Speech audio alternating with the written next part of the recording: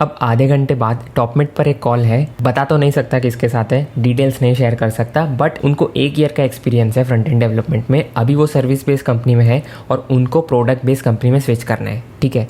तो मैं जनरली क्या करता हूँ, जब मेरा कॉल रहता है उसके आधे या 1 घंटे पहले मैं प्रिपरेशन कर लेता हूँ। प्रिपरेशन किस चीज़ की, ताकि उनको अच्छे से समझ पाऊँ और उनके रिक्वायरमेंट के अकॉर्डिंग मैं उनको आंसर दे सकूँ, है ना, उनका सोल्यूशन निकाल सकूँ। उनको जो भी प्रॉब्लम है, जो भी चैलेंज आ रहे हैं, वो उससे बाहर निकल पाए। अभी वो प्रोडक्ट बेस से सर्विस बेस में आना चाहते हैं, है ना, उसके लिए ट्राई कर रहे हैं, वो उनकी रिक्वायरमेंट हो गई।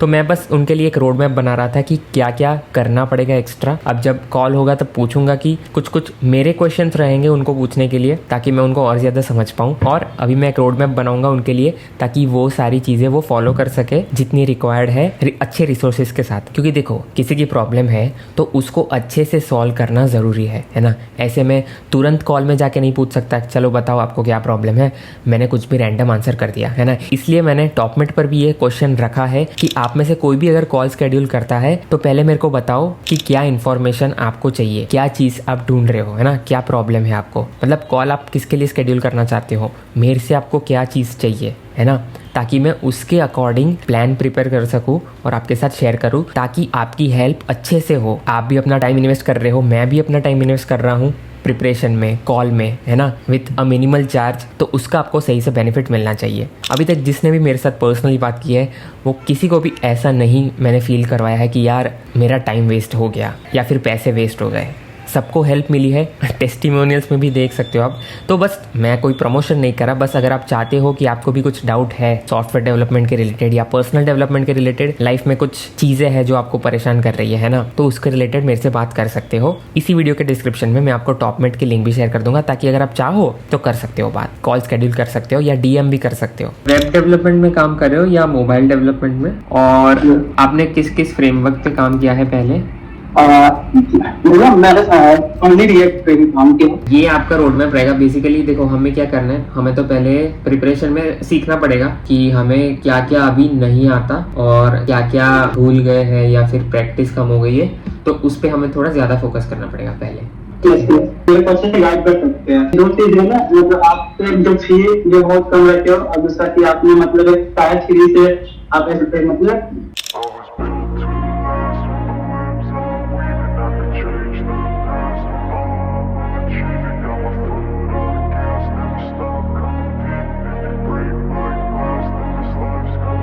I wanna be the best in the game, invest in my name, check no restraints, I'm obsessed with the pain, I ingest, I retain, assess and I change, possessed by the thought I'll be free one day from society's restraints, money, clout and fame, a disease, a plague, we all love to hate, have to play the game, have to make a name, all our insecurities are on display. This is war with the enemy, think that it was meant to be, living in a time where disease is on every screen, I won't let them fester me, I know most are festering, negativity is a plague for the mentally weak, no mercy, all I got is working, never stop searching, never quench the thirsty, I'm toxic and psychotic with this logic you can't तो हम पढ़ रहे हैं hyper focus.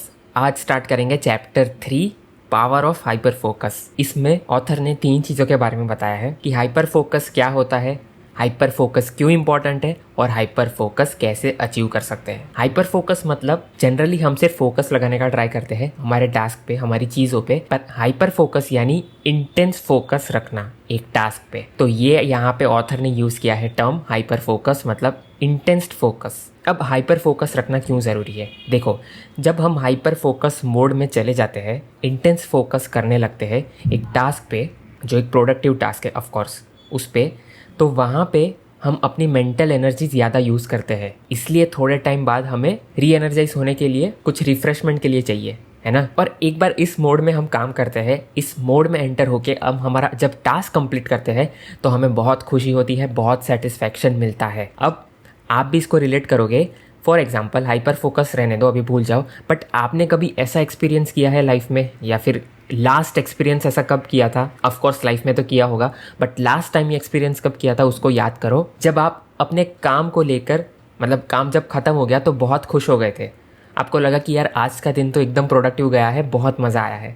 क्योंकि आपके सारे काम हो गए हैं। अब उस टाइम पे आपका ब्रेन एक हाइपर फोकस मोड में था। तब हम डिस्ट्रैक्शंस को भी अवॉइड कर सकते हैं। अगर डिस्ट्रैक्शंस हो भी गए, हमारा माइंड कुछ सोचने भी लग गया, तो हम वापस से अपने टास्क पे फोकस कर सकते हैं। ये होता है हाइपर फोकस मोड। और इस मोड में क्यों जाना चाहिए? ऑफ कोर्स क्योंकि हमारे जो भी प्रोडक्टिव टास्क है, हम जो भी अकॉम्प्लिश करना चाहते हैं, वो इसी मोड में जाने से होगा। इंटेंस फोकस के साथ हमने अपने टास्क खत्म कर दिए, तो ऑफ कोर्स उससे जो खुशी मिलेगी, उससे जो अकॉम्प्लिश करेंगे हम लोग, that is the best for that day. उस दिन में हम ज्यादा और कुछ नहीं मांगेंगे। पर अब ये भी एक चीज है, चलो अब समझ तो लिया हाइपर फोकस क्या है, हाइपर फोकस मोड में क्यों जाना चाहिए, क्या बेनिफिट होगा, बट हाइपर फोकस मोड में हमें कब जाना चाहिए? पूरा दिन हम हाइपर फोकस मोड में नहीं जा सकते, पूरा दिन इंटेंस फोकस नहीं कर सकते चीज़ों को लेकर, लाइफ में भी और काम में भी, है ना। क्योंकि देखो, दो टाइप के टास्क होते हैं। एक हो गए हमारे प्रोडक्टिव टास्क, जो कॉम्प्लेक्स टास्क हो सकते हैं। दूसरा हो गया हैबिचुअल टास्क, जो हम अपनी हैबिट से करते हैं। तो यहाँ पे हैबिचुअल टास्क है, उसमें हम हाइपर फोकस मोड में हमेशा नहीं जा सकते। क्योंकि अगर फॉर एग्जांपल ले लो, अगर आप वॉक के लिए गए हो, ठीक है, तो वो आपका हैबिचुअल टास्क है, क्योंकि आपको वॉक करना आता है। कोई कॉम्प्लेक्स चीज़ तो है नहीं कि हमें वॉक करना नहीं आता, राइट। छोटे थे तब बात अलग थी, बट अब तो हैबिचुअल टास्क है सबका, राइट। तो जब हम वॉक के लिए जाते हैं, समझो हम कहीं से डिस्ट्रैक्ट हो गए, ठीक है, कोई हमें देख रहा है, यार हमारा माइंड कुछ और सोचने लग गया, राइट। तो हम उस टाइम पर हाइपर फोकस मोड अप्लाई नहीं कर सकते, इंटेंस फोकस में नहीं जा सकते। मतलब क्योंकि हमारा वॉकिंग तो हो ही रहा है ना, वॉकिंग रुक गया है ऐसा नहीं है।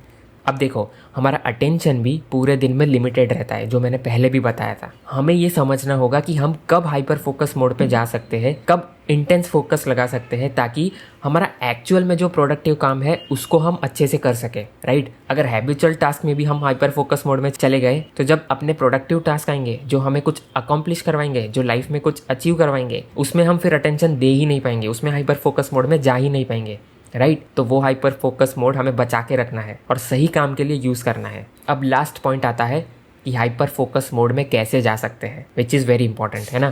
तो उसमें ऑथर ने बताया है कि 4 स्टेजेस होते हैं हाइपर फोकस मोड में जाने के लिए। पहला स्टेज तो हो गया कि हमें अपना इंटेंशन सही करना है, मतलब जो भी टास्क हम कर रहे हैं उसके पहले हमें उसका इंटेंशन पता होना चाहिए कि यार आज मेरे को ये करना है, एकदम प्रोडक्टिव टास्क है मेरा, फोकस के साथ करना है। ऐसा नहीं होगा कि हम ऑन दी गो जो भी टास्क कर रहे हैं उसमें हाइपर फोकस मोड में चले जाए, राइट। हमको इंटेंशन पता होनी चाहिए कि हमने ये टास्क क्यों सिलेक्ट किया, क्या ये हमारे लिए प्रोडक्टिविटी है, क्या ये हमें कुछ अचीव करवाएगा, क्या ये कोई कॉम्प्लेक्स टास्क है। तो वो हमें अच्छे से चूज़ करना पड़ेगा, उसका इंटेंशन जानना पड़ेगा, ताकि हम हाइपर फोकस मोड अचीव कर सके, ठीक है। ये हो गया पहला स्टेज।